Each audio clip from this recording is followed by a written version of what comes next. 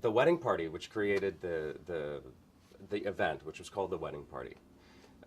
Prior to that first wedding party event in June 2001, the only images that were going out, possibly, and not all of the media outlets covered this, every year on Valentine's Day, there would be a sort of protest or rally at the licensing bureau, the marriage licensing bureau, and people would go and they would try to get licenses, and then they would be turned away, inevitably.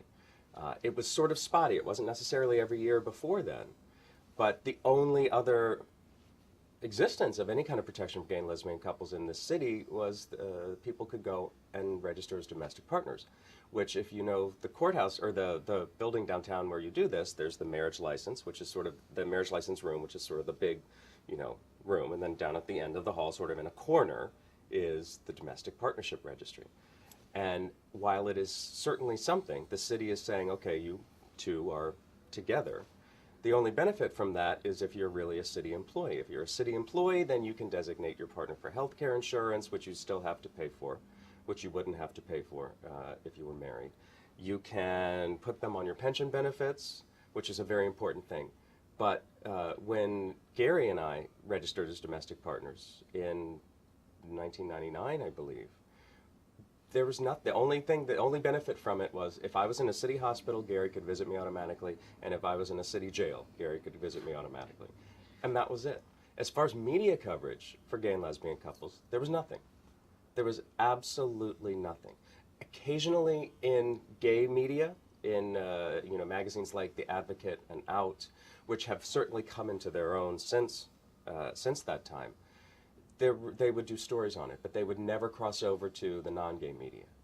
That year, in June 2001, it was amazing to see a sea of cameras, flash bulbs. It was out of a movie.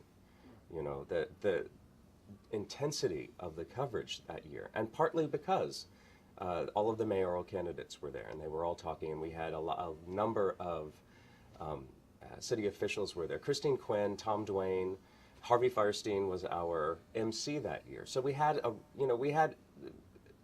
spark to get people's interest, but it really changed when they actually aired that footage.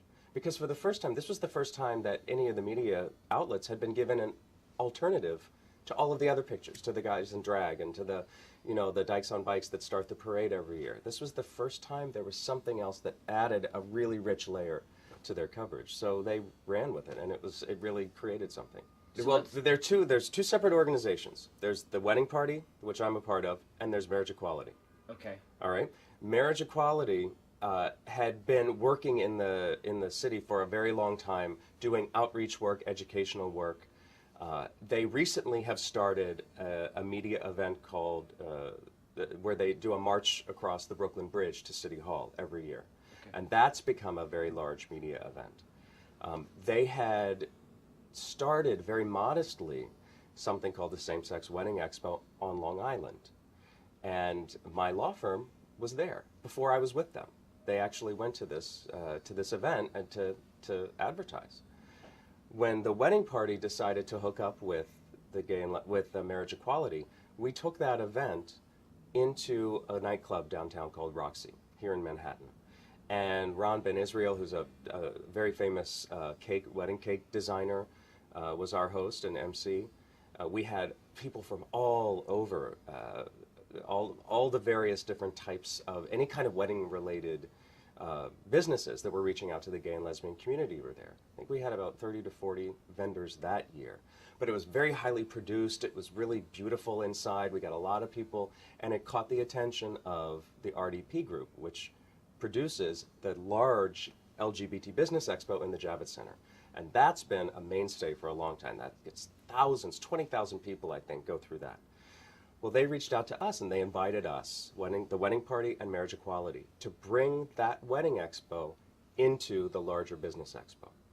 So that first year, they gave us a dedicated space. We had our own color scheme. We designed the whole area differently, and we made this magical experience inside the wedding expo, or inside the larger business expo. That year, the media were all over us. All the media came to see the wedding expo. And it was great because this is becoming a hot button issue. You know, ever since, certainly ever since Hawaii, which was, you know, a long time ago in the early 90s, when the Hawaii State Supreme Court said you cannot deny marriage licenses to gay and lesbian people, well, that's when they went around the back door and they created a constitutional amendment. So that's why that didn't happen. And that was all in response. The Defense of Marriage Act that Clinton signed, oddly enough, was in response to the Hawaii decision, which was the very first court that dealt with the marriage issue. But then there started to be a groundswell, and then there started to be more and more people who were challenging the state laws. And then Massachusetts happened. Massachusetts happened right after the Lawrence v. Texas case. The Lawrence v. Texas case was a lambda case that was the Texas sodomy law that tore down the Texas sodomy law, and it also reversed a decision from the 1980s called Bowers v. Hardwick, which was the most homophobic Supreme Court decision ever, which basically said gay people can be prosecuted for sodomy, but straight people don't have to be prosecuted for the exact same act. And I was working at Lambda when we briefed that case, and it was the most amazing thing to see that case, then the Massachusetts case. It created this entire understanding and realization of the possibility of marriage equality for gay and lesbian couples. That's why now 19 states have constitutional amendments. That's why everybody's sort of in this, you know, kerfuffle about trying to get people to either take a stand, yes against marriage or no for marriage. So it's very interesting to see how all of this sort of was charted by the media's attention on that expo, that first year. And that first year was, I believe, in 2003.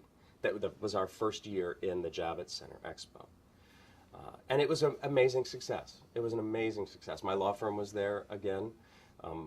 For us, it's really been a very successful, as far as the business is concerned, it's been a very successful event. We always end up talking to people. And for me, success isn't necessarily judged by the number of clients you sign up. Success is judged by the number of people that you talk to and the number of people who understand and realize what they can and can't do to protect their relationships.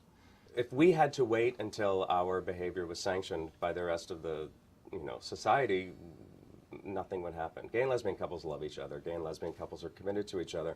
And gay and lesbian couples want to have a ceremony to commemorate that commitment, to enroll their communities and their families in their relationship. And the fact right now that New York State doesn't honor that, that's not going to stop people from doing it, obviously. And it's also not going to stop businesses who are way ahead of the curve. I mean, at some point in time, it's going to be the law of the land in New York. Whether it starts with my marriage from Canada from this past summer being honored here, or whether New York says, fine, gay couples here can get married here. Whatever happens first, it will happen here. And it's really, to me, it's a testament of business understanding what's real out in the world right now. Business being way ahead of the curve, because it's not only profitable for the business, it's profitable for society. There are a number of studies that have been done how each individual state's economy and the federal government would benefit if gays and lesbians were able to marry. Millions and millions of dollars would flow into, from different reasons, would flow into the individual governments, the individual state governments and the federal government, and that doesn't even include tourism, industries, the wedding industries, all the private sector influx. I mean, there's just money to be made in this. Businesses see that, and I think they are at the expo, you know, in despite of the fact that the laws don't support it right now. And also, one thing that I think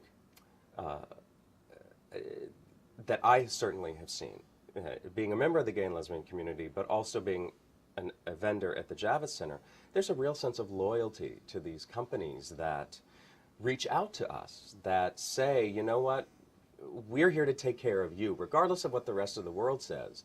How can we help you? And we don't forget that. You know, we stand by. If we had a choice of going to the company that was offering the exact same service but was at the Javits Center Expo in the Wedding Pavilion and another company, we're going to go to the one that was in the Expo because they've reached out. You know, they took a stand for us and we'll take a stand for them. We're very loyal consumers in that way. You know, there are a number of organizations right now that are sort of consumer watchdog organizations for gay and lesbian rights issues. And we're we're pretty good. You know, you hear all these things about the American Family Association boycotting Ford and boycotting this because they reach out to our community. We've done the same thing. Look at Coors. You know, Coors changed their policy because the gay and lesbian community stood up to what was going on with them. We're a very powerful, intelligent, and we have the wherewithal to make our needs known, and also to embrace those who take care of our needs. So having the Javits Center, the dedicated area in the Javits Center, it's not. I don't think it's as odd as you may think. I think it's good business for RDP Group, for the people who run the whole expo, because we have a certain newsworthiness. We add an extra flavor to the event, and it's a wonderful event. It's a really fun, wonderful event.